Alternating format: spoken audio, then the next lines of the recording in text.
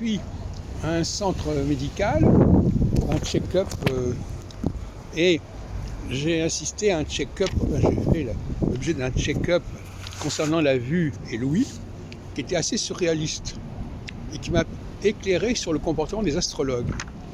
C'est-à-dire qu'on me fait passer un test de vue et un test d'audition avec des appareils, etc. Alors on me dit, vous n'entendez pas bien, vous ne voyez pas bien, etc. Et je leur dis, mais dans ma réalité, je n'ai pas besoin de lunettes, en réalité, je n'ai pas besoin d'appareils auditifs. Elle me dit, ah oui, mais la réalité, c'est le test. La réalité, c'est le système. Et ça, c'est intéressant comme fonctionnement. Cette façon de croire que le système, l'interface qui est utilisée pour percevoir la réalité, c'est la réalité. Pas du tout. Alors, au lieu de regarder comment les gens lisent un texte comme ça, ou voient les choses comme ça, ou entendent les choses comme ça, ils s'en foutent complètement et ils nous font passer des tests. Alors on leur dit, mais attendez, je suis désolé, moi je vois bien, je me débrouille bien, j'entends bien. Ah oui, mais les tests disent que c'est pas vrai. Alors il y a une sorte de... Alors l'astrologie, on peut se demander si c'est pas un peu comme ça. Si on ne perçoit pas la réalité à travers le thème astral, à travers les structures cosmiques et célestes, et non pas à partir de ce qui se passe réellement sur le terrain. C'est pour ça qu'il y a des points communs intéressants que j'avais déjà ailleurs signalé.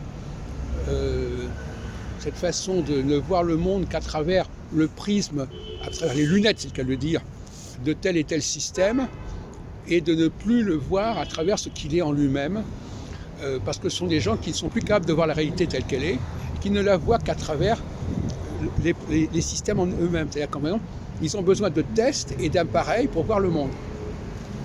Alors ce qui est intéressant aussi, c'est des gens qui ont des lunettes et qui veulent à tout prix mettre des lunettes à tout le monde, de façon à ce que leur handicap lunettes ne soit plus perceptible. Ça aussi, il faut faire attention à ce genre de choses. Les gens qui ont des handicaps ont tendance, handicap ostensible, ont tendance à vouloir que tout le monde ait quelque part ces handicaps. Voilà. Et donc, on peut se poser des questions sur... alors, il y a effectivement, c'est vrai que dans le cas du sang, on ne peut pas savoir exactement quelle est la nature de son propre sang. C'est qu'il faut distinguer ce que j'ai dit entre l'inconscient et le conscient et le subconscient. Il y a des choses que quand nous bougeons la main, nous savons que nous bougeons la main. Quand notre sang circule et même se coagule ou je ne sais pas quoi, nous ne le voyons pas. Donc nous avons deux niveaux de réalité. Une réalité sur laquelle effectivement nous ne pouvons percevoir les choses que par des biais, et une autre réalité que nous percevons directement. Et j'ai l'impression qu'on confond ces deux niveaux de réalité et que l'on impose à la perception de la réalité consciente les méthodes de la réalité inconsciente. Et ça, c'est très fâcheux.